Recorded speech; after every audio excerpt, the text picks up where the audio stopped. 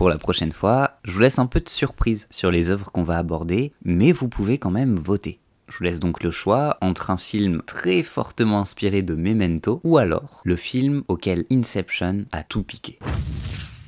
Hong Kong, début des années 2000. Le cinéma hongkongais vient de traverser plusieurs époques aussi variées que passionnantes. Les grands studios des années 70, les grandes fresques d'action des années 80, l'ascension des grands cinéastes, et puis l'explosion des films de catégorie 3 dans les années 90, et une décennie bien plus anxiogène à l'aube des années 2000. La rétrocession de Hong Kong en 97 apporte un vent d'angoisse. La peur de perdre l'immense liberté artistique du cinéma hongkongais, une peur qui sera malheureusement totalement justifiée dans les années qui suivraient. C'est un résumé un poil rapide qui manque de finesse, donc si vous voulez l'historique détaillé du cinéma hongkongais, je vous redirige vers l'excellent podcast Discordia et la chaîne Le Coin du Bis, notamment avec la vidéo passionnante sur les films de catégorie 3. Mais cette remise en contexte, même un peu rapide, aide à comprendre dans quel environnement naît Infernal Affairs.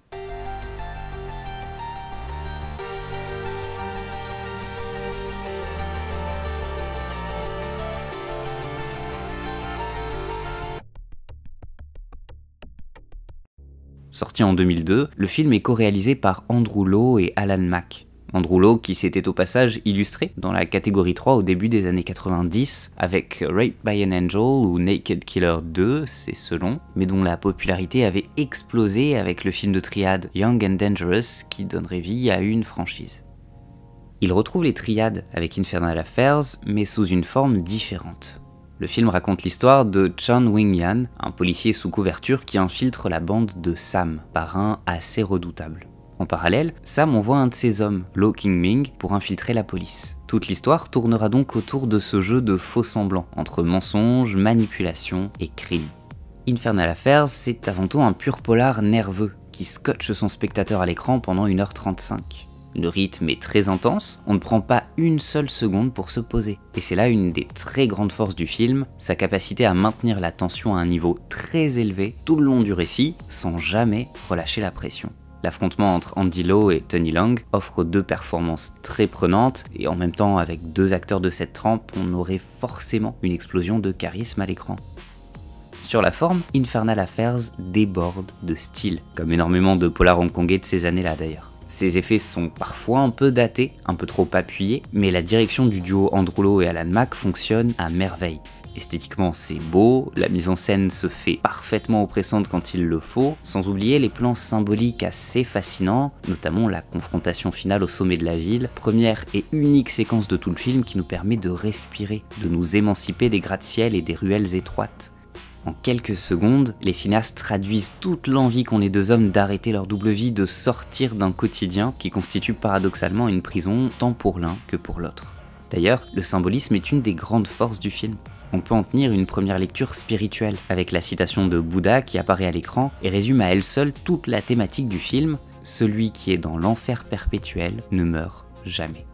Un enfer perpétuel que nos deux hommes partagent au début du récit, chacun étant coincé dans un cercle de mensonges dont ils ne parviennent à se sortir.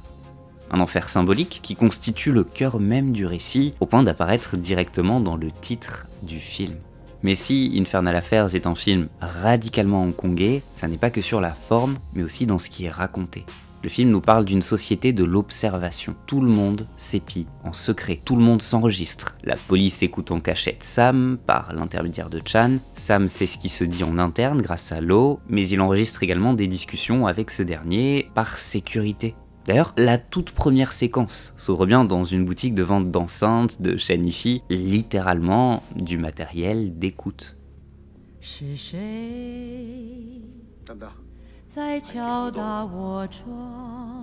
On peut y voir l'annonce de l'utilité qu'auront ces enceintes en fin de récit, mais c'est avant tout une mise en garde. Dans l'univers d'Infernal Affairs, tout passe par l'écoute et la surveillance. Ce sentiment d'être surveillé en permanence, de perdre tout droit à la vie privée, à la liberté, traduit à merveille l'urgence à Hong Kong dont on parlait en introduction. L'auteur Howard Choi a d'ailleurs écrit un article passionnant sur la crise identitaire hongkongaise telle qu'elle est illustrée dans Infernal Affairs. Pour lui, la lutte intérieure de Chan et Lo, deux personnages qui veulent retrouver une identité unique mais sont constamment condamnés par les événements à subir une fracture intérieure, traduit la crise identitaire de Hong Kong. Les Hongkongais étaient déchirés entre la colonisation britannique et la recolonisation chinoise. Infernal Affairs, c'est donc l'équilibre parfait entre un thriller exaltant, très efficace, et un film politique assez subtil et superbement écrit.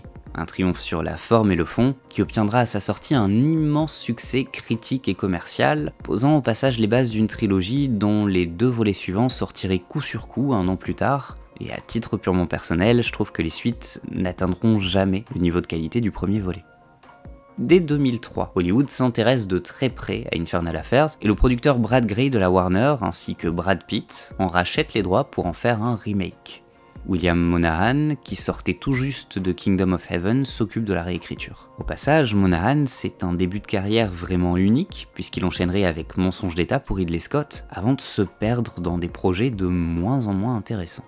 En 2004, alors que la promotion d'Aviator est lancée, la Warner annonce officiellement que Martin Scorsese se chargera du remake d'Infernal Affairs, et c'est ainsi que naîtra Les Infiltrés.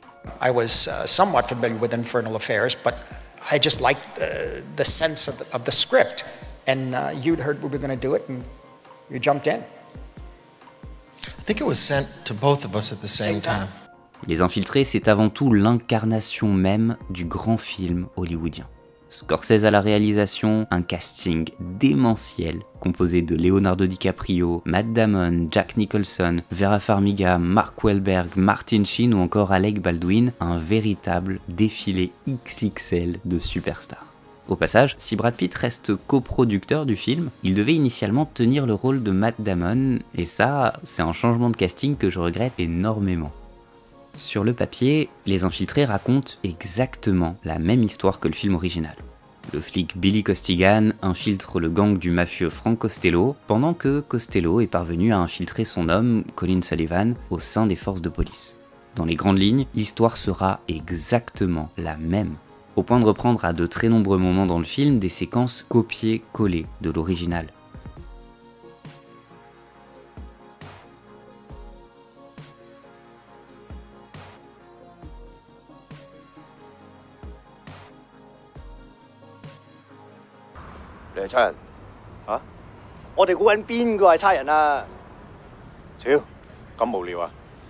You're a cop.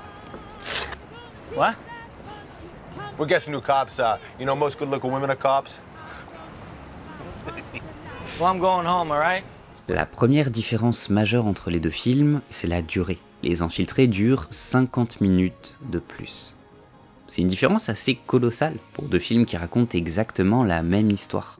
D'ailleurs, quand on découvre Infernal Affairs après Les Infiltrés, en sens inverse, ça a été mon cas, ça donne l'impression de voir toutes les scènes majeures qui faisaient basculer le récit s'enchaîner à la suite, plutôt que de les voir être distillées lentement au fur et à mesure de l'intrigue. Ce rythme plus lent permet à Martin Scorsese de se concentrer sur la psychologie de ses personnages. Dans Les Infiltrés, on suit le personnage superbement interprété par Leonardo DiCaprio dans une descente aux enfers épuisante. Le film s'attache à nous faire vivre sa chute morale, sa fatigue psychologique, l'usure des années passées en infiltration qui viennent le briser lentement de l'intérieur. Plus le récit avance, plus on comprend que le personnage est condamné, et ce, qu'importe l'issue. Qu'il parvienne à se libérer ou non de cette double vie, il a perdu au fil du temps une part d'humanité qu'il ne retrouvera jamais. La vulnérabilité du personnage lui donne une profondeur supplémentaire, et cette dimension est assurément la grande force du film de Scorsese. Mais à l'inverse, ce que Les Infiltrés gagnent en profondeur et en puissance dramatique, il le perd en suspense. Difficile, pour ne pas dire impossible, de maintenir l'attention au plus haut sur 2h30 de récit. Et c'est là que le remake dévie de l'original. Infernal Affairs est un pur récit de tension sous adrénaline.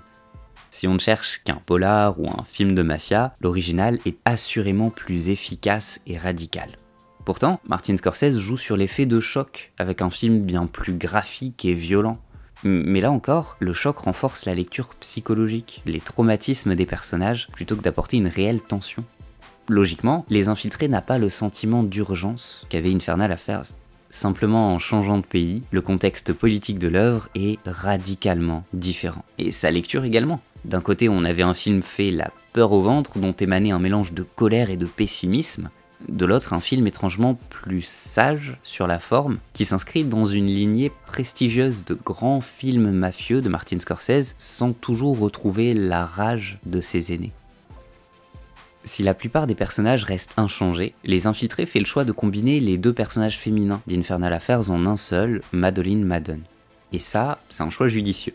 Dans Infernal Affairs, les personnages féminins sont très secondaires et pas franchement bien écrits. L'autrice Marie apporte à la limite une lecture presque méta entre l'artiste et son œuvre, et ça donne des dialogues plutôt intéressants. Mais la psychologue est vraiment très mal utilisée. Madeline reprend donc le rôle de psychologue pour le personnage principal, mais le fait qu'elle soit également liée à Sullivan ajoute une complexité intéressante. Alors certes, c'est une belle coïncidence que ce personnage soit comme par hasard lié avec les deux hommes, mais ça donne un conflit intérieur bien plus intéressant à explorer. Elle a un vrai rôle, c'est pas juste de la figuration. Mais même sans changements colossaux, Scorsese se réapproprie le film sous bien des aspects. On soulignait plutôt la lecture spirituelle chez Lowe et Mac. Comme à son habitude, Martin Scorsese ira lui aussi vers un film très spirituel. La philosophie bouddhiste de Infernal Affairs laisse place à une réflexion chrétienne, dont la place est essentielle dans la filmographie de son auteur. Dans Les Infiltrés, on quitte l'enfer perpétuel bouddhiste pour trouver l'angoisse de la damnation. On voit évoluer des personnages enlisés dans le mensonge qui souffrent d'une conscience coupable, dans un monde moral où chaque péché finit par émerger. Un monde où le mal, bien que triomphant temporairement, devra rendre des comptes. Ce qui nous conduit d'ailleurs au final. Et attention, alerte spoilers pour les deux films. Si vous voulez conserver la surprise, vous pouvez sauter ce chapitre dans la barre de lecture. Dans Infernal Affairs, Andrew Lowe et Alan Mack ne versent pas dans une dimension morale au sens où on pourrait l'entendre. Chan se fait tuer, Lowe s'en sort, en apparence, avec les honneurs. Non seulement il survit, mais il conserve sa position de haut gradé. Seulement, c'est là que la thématique de l'enfer perpétuel prend tout son sens. En mourant, Chan retrouve son honneur, puisqu'il est décoré lors d'une cérémonie officielle, mais aussi la paix de l'esprit. Il est sorti de son enfer. L'autre, de son côté, ne peut pas mourir, puisqu'il est condamné à l'enfer perpétuel. Condamné à vivre dans le mensonge, à subir cette fracture d'identité, ce tiraillement intérieur. Pour lui, la survie est une sentence bien plus terrible qu'une punition expéditive. Cette déchirure trouve d'ailleurs tout son sens dans le dernier dialogue.